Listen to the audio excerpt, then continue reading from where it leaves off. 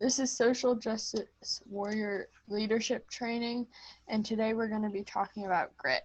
I'm Reagan, and I'm from Highland Ranch High School, and I'm going to be your moderator for today. Our guest speaker is America. Hi, America. Hi, How are you today? I'm well. How are you? Good. So, what is your title at your job? Yeah, so I am the program manager at COLOR, which stands for the Colorado Organization for Latina Opportunity and Reproductive Rights. Nice. So, what is a social justice that you have a passion about or issue? Ooh. Yeah, so in the work that we do at COLOR, it revolves around reproductive justice. And so I think that's one of the strongest passions that I have. And so reproductive justice really it's not just about like being able to reproduce, right? I think it gets tied a lot into reproductive rights, talking about like birth control and abortion access and things like that, which are very much important. But it also includes like, you know, if you do have a family or if you don't want to have a family, you should still be able to live like in a safe and healthy neighborhood, be able to afford your housing, be able to access healthy foods, right? Having all of these other things that make your life feel safe and comfortable, just to be able to like live and share space with others on the day to day. And so I think that ties in a lot of other forms of social justice, but yeah, reproductive justice is my number one. Nice. Okay. So, what does grit mean to you? To me, grit means a lot of different things. I think grit, when I first think about grit, I think about like tenacity and being able to really push through some of the most difficult things in order to achieve something, right? It doesn't have to be making myself number one. It doesn't have to be competitive in nature. Um, it can just be like what understanding and knowing that I can go from 1 to 100%, and my 100% is always going to be there. That's my best. That's, you know, the most that I can do, the capacity that I hold in my life. And grit is being able to access that and being able to possess the skills to know that, well, I'm not always going to make it to that 100%. What are the things that I can do that includes persistence and resiliency, and a lot of that patience as well, to be able to understand, okay, I'm not going to get to that 100 today, but what are the things that I got to do in order to get there? And so grit just means really taking the time, to be able to push through all of that, to do your best, to get to your best. I have a follow-up question to that. Yeah. How do you define, here you use the word patience, perseverance, and resilience. Are they all synonyms of grit, or do you differentiate between all these terms? I differentiate between all of them. I think they go hand in hand, but I think they're all very different. And I say that because, not very different, but I wouldn't say that they're synonyms. And that's because patience to me is understanding that, um, not everything comes in its time, um, and being able to develop those skills to get there. Well, I guess now that I'm like thinking about it, wow, like they could really all go hand in hand, because resiliency, right? Like all of these things take time, right? And perseverance. All of these things take a matter of time. And we don't know how much time we need for all of these things to happen. That's why you need patience, because you don't know if it's going to take me till the end of today, the end of the week, a couple years, right? We don't know what that matter of time looks like, but that perseverance and that resiliency does tell us, right? Like we have to keep pushing and learning from our mistakes or whatever it was that came before us, having that patience and that grace to be able to continue forward. So, I mean, in a way, now that I'm thinking about it, I mean, they are somewhat synonymous. Wow, I kind of have to go back. Well, and actually, I'm going to have Reagan define all these terms, but she's a student still. Okay, And so great. she needs to look. Reagan, hopefully you're ready. But before we go to the differences between these terms, America, I wanted to come back to this notion of everything takes time, especially social justice. I want you to preface, why does things take more time in social justice work than if I was to run a company that's primary means is to make profit? Yeah, that's a really good question. And I mean, I think the best way to put it is that it's not, because we're also looking at community needs, and it's not just a single, the goal. It's kind of like it's a moving target almost sometimes when we're talking about social justice, because community needs change, and they vary over time. It really just depends also what community you're talking about, what time in history, right? If it's relative to other things that are also happening. If we're talking about any of the social movements that we're living through right now, I mean, they're not siloed issues. They're always going to be affected by other things that are happening. And so, um, if I wanted, to start up a company and my main goal was just to make a lot of money and build a profit, right? That's going to be a single goal that probably won't change. Like, I'm always going to want to make a lot of money. But if I'm trying to create safe community, if I'm just trying to provide access to healthcare, if, all of those things, even though the goal might stay the same, but the way that we get there is going to look a lot different, because of all of these other, institutions or other things that are happening, simultaneously. They're all just all up in the air. And so how do we learn how to juggle all those things at a designated time? And I want, the key is actually the word change and transformation. Mm-hmm. The goal is that we change not only institutions and systems, but the people in them. And if anything, changing people takes forever. It's a constant process. And so our goal and what we're wanting to do, whether it be racism, feminism, all of these isms, is that it can't happen overnight. None of this can happen overnight. A success of a business can't happen overnight. Opportunity comes up, or some ad went viral, that can happen. But women getting the right to vote, ending slavery, all of these issues took generations, not decades, but hundreds of years. And if you don't have patience, perseverance, resilience, grit, we can't get there. So now, Reagan, tell me what all these terms mean to you in terms of sort of explain what the difference you think might be.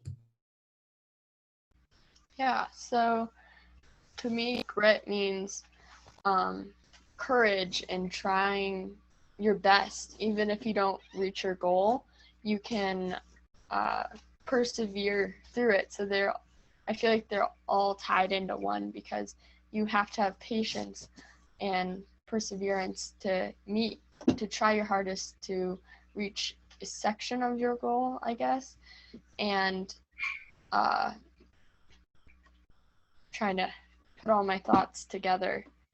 So for patience, you have to take time, you have to plan it out, you have to just work hard at your goal. You can't give up when something gets hard. You have to work through those challenges.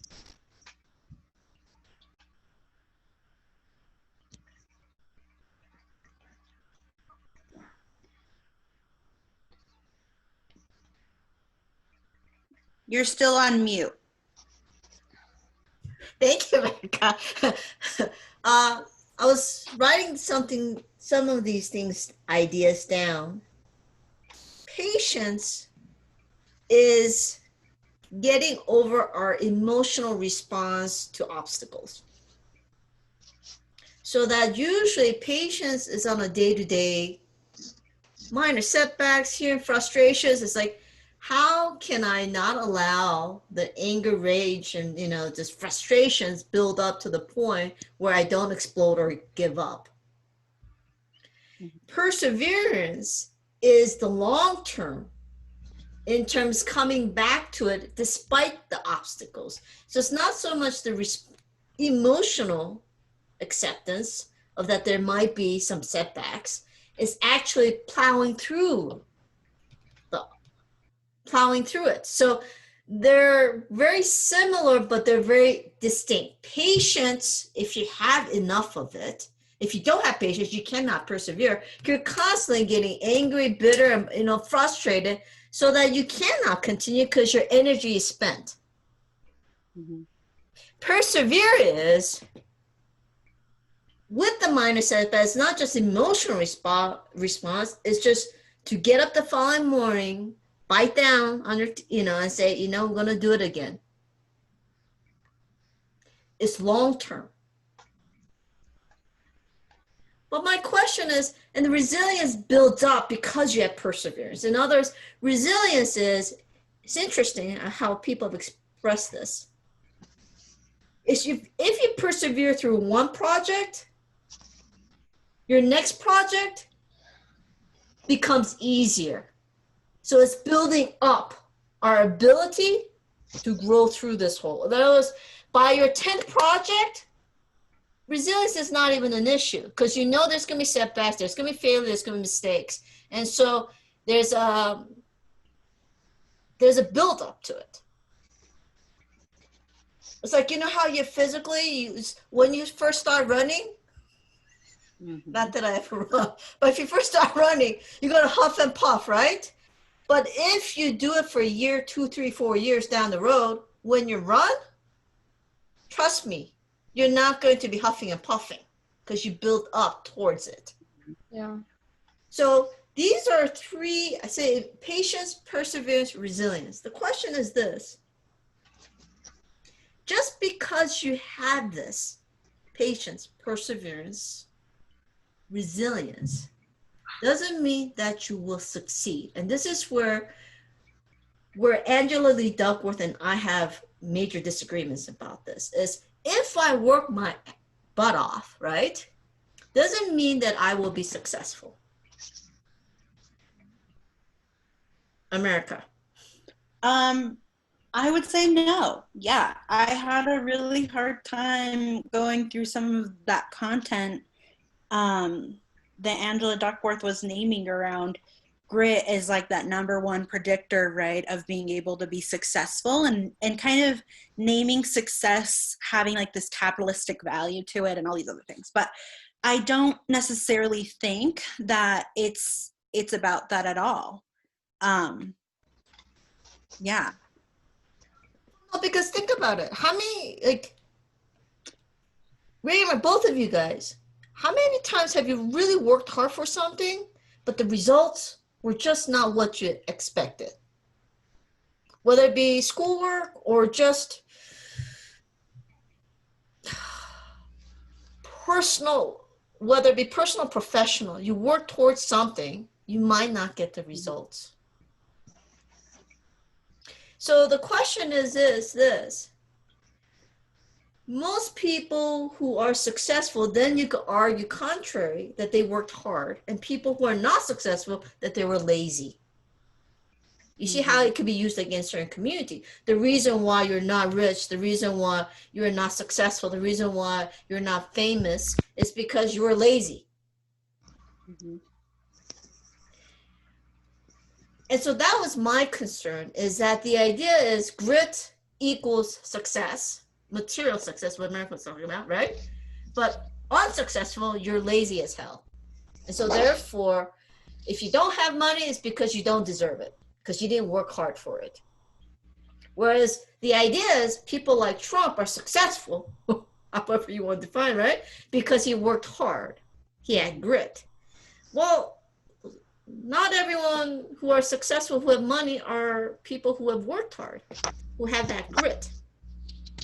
Give me an example of what I'm talking about. I think what you're naming exactly is right. Like there's that narrative around pulling yourself up by the bootstraps and having, and being able to provide something for yourself, for your family, and all of those things. But if we're talking about those who have less access to those sort of resources, right, and we're talking about all of the isms that might be against someone, I think directly of like immigrants. Yes. And how they're able to build up and provide all of these, or actually, grit is what defines them. And no, they're not necessarily always going to be the CEOs or the most successful.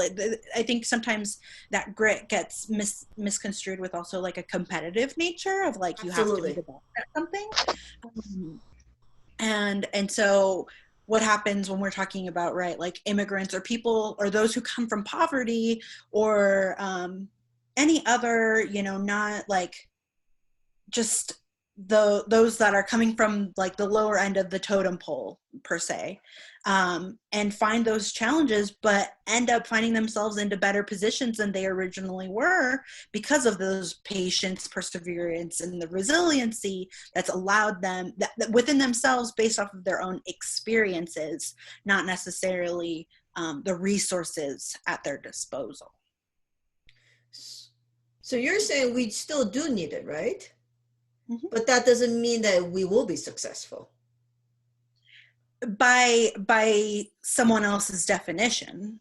We ourselves can define what success looks like for us, right? So I'm not a competitive person by any nature, but I deem myself very successful in that I've reached certain long-term goals that I've set for myself, right? When I talked about that like 100% level of what it means for me, that's the capacity that I have, knowing that maybe it doesn't, it might not equate to what somebody else is, right? Like maybe for other people, their goal is to be rich or to, live comfortably in a certain way, right? If it's like some materialistic success.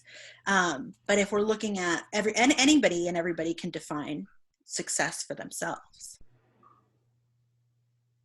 No, I agree. Hey, Reagan, I have a question for you, actually.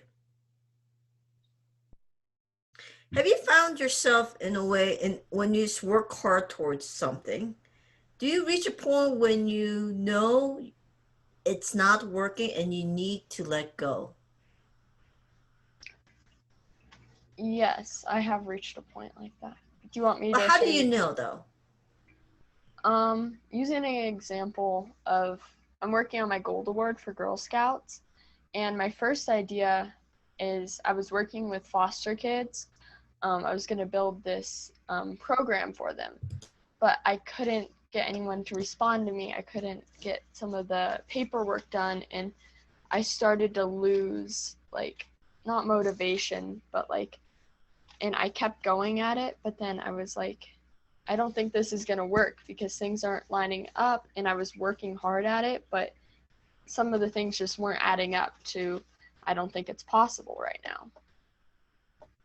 America, do you think that she should have let go? Or, in other words, the idea is that you had to persevere. The question is, do you persevere for a month, for 6 months? How do you know when to let go, give up? Not give up. Give up is not a good word. To let go. And I'll give you an example, a simple example in the sense of, how do you know when to stop asking someone on a date? To the point where you're stalking them, you know what I mean? Or is it, do you wait until they come around or you find someone else? But this is the issue. Should Reagan have continued? And how would you know? America, I'm curious. The way that I see it is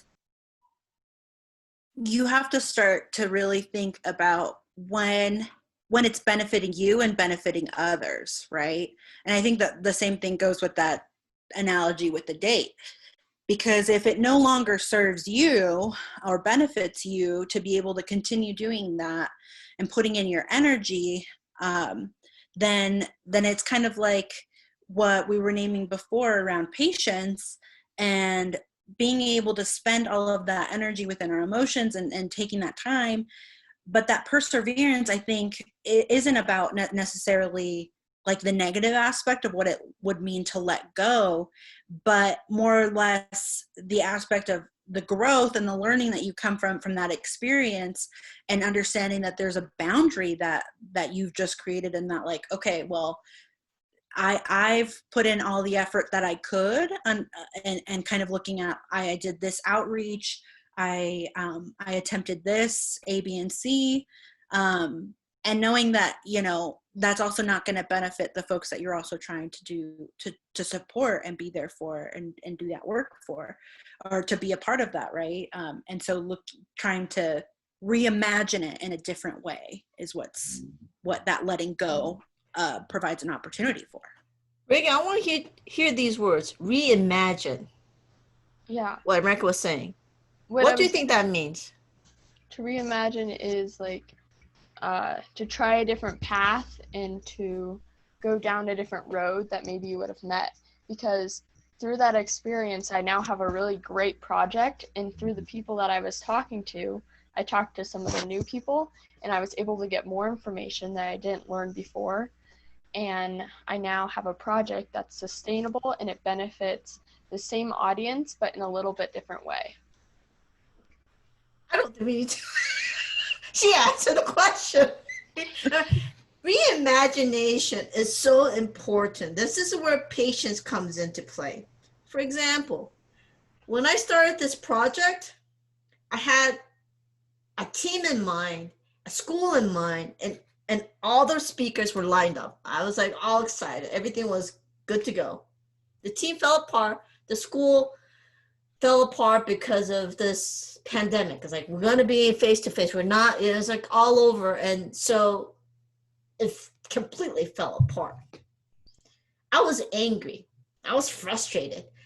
And I could not deal with my anger about the whole project falling apart because I put so much emphasis on it. So guess what? I was losing patience. I started yelling at people. In others, I could not accept. And so therefore, my emotions got the best of me, and I could not be in the same space. I walked away and reimagined how I could do it virtually with other people. Okay. The goal was similar, is to have this outreach, right? To learn to teach people how to be effective leaders. But if I did not allow myself to be patient with the process, and I allowed my anger to get the best of me, I was actually on the verge of putting everything away and telling everyone it's going to be all over. But the reimagination, not the goal, but how you get there, is pivotal. Because remember you're saying, remember, everything changes. We're dealing with people, we're dealing with so many different circumstances, so much change is going on. The question is, how do we constantly reimagine? This is the challenge, right? It's perseverance, it's being patient. And so it's not saying you don't have the grit. It means even with grit, things might not play itself out the way we intended. But how do you know when to walk away completely? Mm-hmm.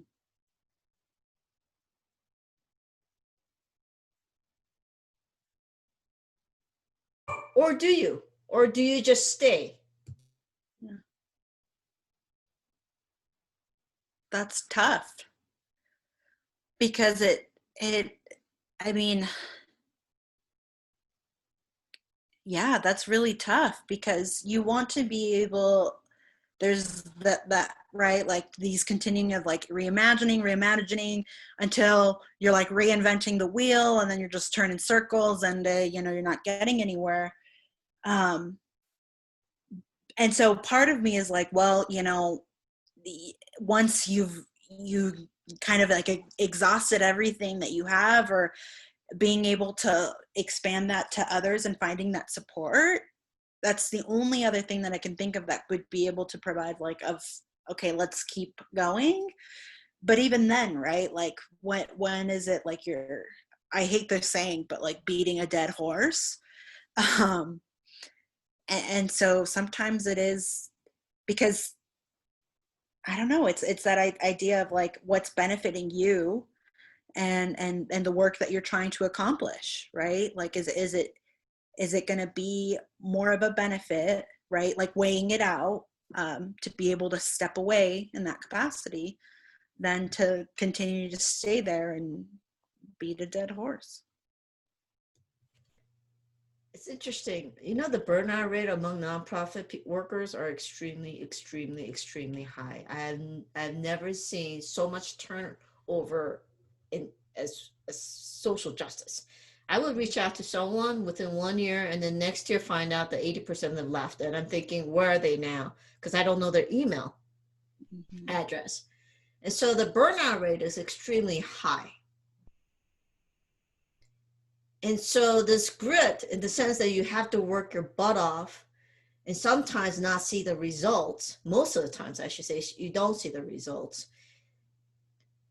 And the question we always have to ask is, like what you're saying, does it benefit me to be in this space? Or am I, even despite all the reimagination, not being effective in that space? Because you're burned out. You're not doing the community or the nonprofit organization any favors. And this is the hard part, is that when is it a good time to walk away? And I wish there was a magic formula for that, but I don't think there is. Reagan, do you understand what's going on? I mean, have you faced that situation? Do you have a sort of a formula, you think, in terms of when you know it's time? I'm not sure. I think to the point where you said like you're getting burnt out and you're no longer being proactive or productive in the area that you were trying to focus on, or putting your energy, that you're no longer benefiting yourself or the people that you're helping. And so you might need to take a step back and see what else you can work on too that might be beneficial. The big old pause. Have you had a big old pause when you just sit back? It's like, when you sort of reflect and wonder. Because I don't think it's unhealthy. I don't think you should feel guilty. And it's that moment, and it takes, and if necessary, you need to make that decision. And this is where, again, I think is, if you get to a point, there's a point in which you need to let go.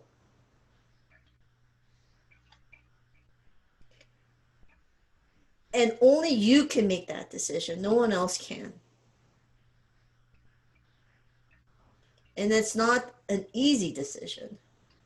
And so I want to say grit is necessary, but nuance it, that it doesn't always lead to success. And sometimes, though, even with grit, it's not enough. That sometimes perseverance is not the right response. Any final thoughts or comments? Yeah, I think for me, I completely agree. And even though that perseverance, right, and pushing through and just realizing that sometimes it's best to take a step back, I think that still builds towards that resiliency, to be able to move forward within the movements or through that social justice or all of the things that we want to accomplish, right? because we learn from it and we're able to move forward. And so, yeah, I think it was Angela Duckworth who had said, like, having a growth mindset. And that's one thing I do agree on, is having that mindset, and everything has its value, and being able to take something from it and push past, and having that kind of perseverance through your mindset. Reagan was touching upon that, right? Reagan, we're talking about reimagining and stepping back even within one's specific goal, but it's also reimagining outside of that goal. In terms of you don't lose just because it was not successful. You take what you've learned, and again, what America was, you grow from it. Constantly grow from it. It's not to look back and say, ooh, that was a waste of time. I don't think it is a waste of time. I think it's sort of, as long as you are able to step forward from it, it's not a waste of time. It is when you regress sometimes that it might not. This is the reason why quitting is what I fear, not letting go. Quitting for me is when you regress and not go forward based upon your mistakes, your failures, missteps, and so on. And so I agree with you, America, in terms of the learning growth model. I think it's very important that whatever happens, that you're supposed to take the next step forward from it. Thank you for that. Reagan, any final thoughts or questions or comments? I agree that challenging yourself, or even learning, you can learn from anything that you do, even if you step back and have to take a minute to figure out what you're going to do next. You should use those experiences to grow from and to use them in future ways. Yeah. Okay. Well, thank you for coming today. It's very nice to talk. My pleasure. Yeah.